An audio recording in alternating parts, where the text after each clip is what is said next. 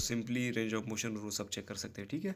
तो कोई भी मसल इस तरह प्रॉब्लम हो तो उसमें एक्टिव मूवमेंट और रेजिस्टिव मूवमेंट और साथ ही स्ट्रेच दे के देखते हैं पेन होता है कि नहीं। तो सिंपली इसका मैनुअल रेजिस्टेंस के थ्रू चेक कर सकते हैं। तो ये सिंपली मसल टेस्ट है, मैनुअल रेजिस्टेंस, इसमें कुछ इतना मुश्किल नहीं है पढ़ने का। अच्छा, स्प्रेन की तरफ आए तो स्प्रेन क्या होता है? Injury to ligament. सही हो गया। तो अगर इंजरी ऑफ लिगामेंट हो गई है, रिस्ट में कितने लिगामेंट्स हैं, तो किसी भी लिगामेंट की इंजरी हुई है तो क्या होगा? Tenderness, increase in pen, swelling, stiffness, soreness. साथ ही साथ अगर टीयर ज़्यादा बड़ा है तो रेंज उधर एंड फील जो है बहुत ज़्यादा होगा, बिल्कुल फील नहीं होगा।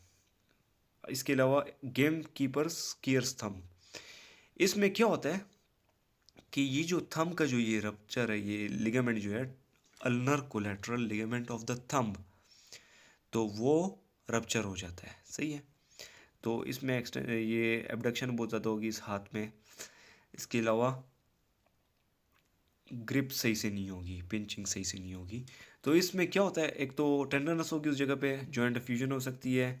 अगर एबडक्शन करने की कोशिश करें तो पेन होगा। इसके अलावा इंस्टेबिलिटी होगी।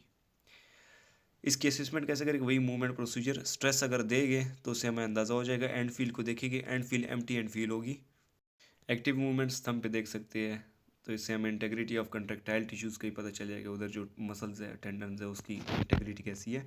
साथ ही रेजिस्टेंट मूवमेंट कर सकते हैं ताकि हमें पता चल जाए, और साथ ही साथ मसल का पता चल सकता है साथ इन्वॉल्व हुआ है कि नहीं। तो थंब के डिफरेंट टेस्ट है, फ्लेक्शन कर सकते हैं सिंपली, थंब एडक्शन कर सकते हैं, ऑपोजिशन कर सकते हैं। इसके अलावा अच्छा, अब जो है डिसलोकेशन और फ्रैक्चर को कैसे प्रिवेंट किया जा सकता है? सबसे पहले तो मसल्स मजबूत हो अगर रिस्ट के, तो उधर चांसेस कम होंगे। दूसरा, प्रोटेक्टिव गियर और इक्विपमेंट स्पोर्ट्स में पहन ले अगर कोई ऐसा चांस है कि आपको लगे कि ये हो। इसके अलावा अगर पेन हो या बहुत थक जाए बंदा, तो उसको प्लेइंग अवॉइड करना चाहिए। अप्रोप्रिएट स्किल्स और टेक्निक्स के साथ जो भी गेम है वो खेले। इसके अलावा कैल्शियम इंटेक सही से लें। अगर हो जाए तो उस केस में फिर प्रॉब्लम हो जाए तो उस केस में फिर कोल्ड थेरेपी करते हैं। इसके अलावा एक्सरसाइज करें बाद में रिहेबिलिटेशन में।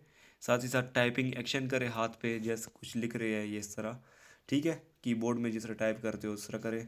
इसके अलावा हाथ को टेबल पे रख के एक एक उंगली को उठाएं, स्क्वीज रबर बॉल, ठीक है, then release after 10 second. Advance exercise में क्या कर सकते हैं? बॉल को थ्रो करके फिर से कैच करें, थ्रो करे कैच करें। इसके अलावा बैट को घुमाएं या इस तरह रैकेट वगैरह को घुमाएं हाथों में।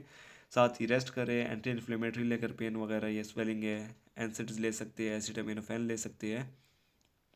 इसके अलावा प्रिवेंशन क्या करें? रेस्ट करें, स्प्रेन थंब की prevention, rest, taping, ice and compression. RICE एक किस्म से प्रोटोकॉल हो गया, टेपिंग बीच में आ गया। अच्छा, अब रेडियल साइडेड रिस्ट इंजरीज में स्केफॉइड फ्रैक्चर वही आ गया, फीमेल में ज़्यादा कॉमन है ये। अच्छा, हाइपर एक्सटेंडेड प्रोनेटेड हाथ के साथ गिरे, रेडियली डेविएटेड हाथ के साथ गिरे, तो उस केस में ये देखिए स्केफॉइड इसका इस पे जोर आ सकता है। सही है। तो ये इंजरीज है जिसमें बंदा गिरता है और स्केफॉइड फ्रैक्चर हो सकता है। साइंस एंड सिम्टम्स क्या होंगे? Radial side of the carpal bone है, उस साइड पे पेन होगा, ये हमने थोड़ी देर पहले पढ़ा, एक्सियल लोडिंग में पेन होगा एनाटॉमिक स्टफ बॉक्स में। अच्छा, रेडियोग्राफिक पीए व्यू में जब देखेंगे तो स्केफॉइड आपको नज़र तो आ सकता है, लेकिन स्केफॉइड की अपनी सरफेस इरेगुलर होती है तो फ्रैक्चर का इतना सही से पता नहीं चलता। तो CT MRI गोल्ड स्टैंडर्ड इसमें वो मालूम करने के लिए। रिहेबिलिटेशन प्रोटोकॉल क्या है? 0 to 6 वीक्स के लिए, मतलब 1.5 मंथ के लिए उसको थंब स्पाइकस कास्ट करें और उस जगह पे मोशन ना करें, लेकिन ये जो फिंगर्स है और शोल्डर है, एल्बो हो गया, उस पर मूवमेंट कर सकती है। सही है।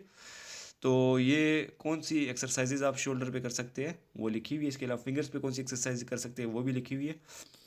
इसके बाद जब 6 वीक्स से 12 वीक्स होते हैं तो इसमें देखें, 6 वीक्स में देखें कि बोनी यूनियन हुआ है कि नहीं। अच्छा, इस टाइम बोनी यूनियन हो रहा होता है तो इस टाइम अगर कैसे पता चलेगा कि ठीक हो रहा है, हील हो रहा है? तो सबसे पहले नन टेंडर होगा पाल्पेशन के लिए, ठीक है, पेनलेस होगा रेंज ऑफ मोशन। अगर है तो फिर क्या कर सकते हैं?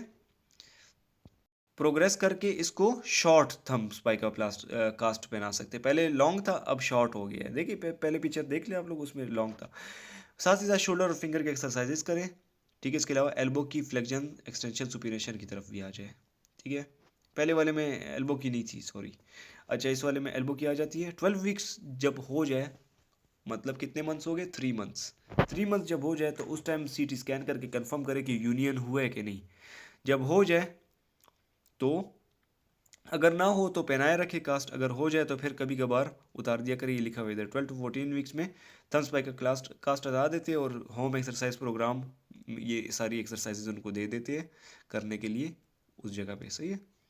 14 to 18 वीक्स में सारे स्प्लिंटिंग जितने भी स्प्लिंट्स वगैरह उन सबको हटा दे और थोड़ा सा एग्रेसिव की तरफ आए, एक्सरसाइज की तरफ। 18 वीक्स प्लस में स्ट्रेंथनिंग और एग्रेसिव रेंज ऑफ मोशन और अनरिस्ट्रिक्टेड एक्टिविटी सब कुछ कर सकता है वो।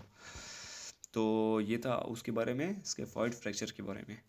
मैलेट फिंगर के मैंने आपको बता दिया था, इसमें या टेंडन रप्चर हो सकता है या एवल्जन हो सकती है, बोन पीस अपने साथ हटा सकता है। ये मोस्ट कॉमन हैंड इंजरी से ये one of the most common. अच्छा, हॉलमार्क फाइंडिंग क्या है, इस तरह की उंगली आपको नजर आएगी, ठीक है, उस बंदे की inability to actively extend, DIP joint को एक्सटेंड नहीं कर सकेगा। ये जो लास्ट फेलेंक्स है इसको एक्सटेंड नहीं कर सकेगा। मैकेनिज्म ऑफ इंजरी भी मैंने आपको बता दी थी। अच्छा, बेसबॉल कैचर या फुटबॉल रिसीवर में ज़्यादातर ये हो सकता है कि बॉल आके कोने पे आके लगे टिप के और इस तरह इसका हो जाए। सही हो गया ना। ट्रीटमेंट इसकी क्या है, इसके ट्रीटमेंट और प्रोग्नोसिस किस चीज़ पे डिपेंड करता है। अगर एज 60 से ज़्यादा है तो प्रोग्नोसिस पुअर होगी। डिलेड ट्रीटमेंट 4 वीक से ज़्यादा है। इसके अलावा एक्सटेंसर लेग 50 डिग्री से ज़्यादा है। जितना वो एक्सटेंड करता है नॉर्मली, जितना हमारा हैंड एक्सटेंड करता है उससे 50 डिग्री से ज़्यादा लैग आ रहा है उसमें, मतलब 50 डिग्री से भी कम जो है ना वो एक्सटेंड कर पा रहा है। सही हो गया। लास्ट 50 डिग्री पूरे नहीं हो रहे उसमें, तो ये एक्सटेंसर लैग हो गया। इसके अलावा पीरियड ऑफ इमोबिलाइजेशन बहुत कम हो तो पूरा प्रोग्नोसिस होगी। इसके अलावा शॉर्ट स्टबी फिंगर्स होगी, उस केस में भी जो है प्रोग्नोसिस पूर होगी। पेरिफेरल वास्कुलर डिजीज़ है किसी बंदे को, आर्थराइटिस है, उस केस में भी पूरा होगी। अच्छा, टेंडिनस ओरिजिन हो गया तो क्या करते हो उसमें, ये एक कास्ट होता है, ये सॉरी स्प्लिंट होता है, ये पहना देते हैं।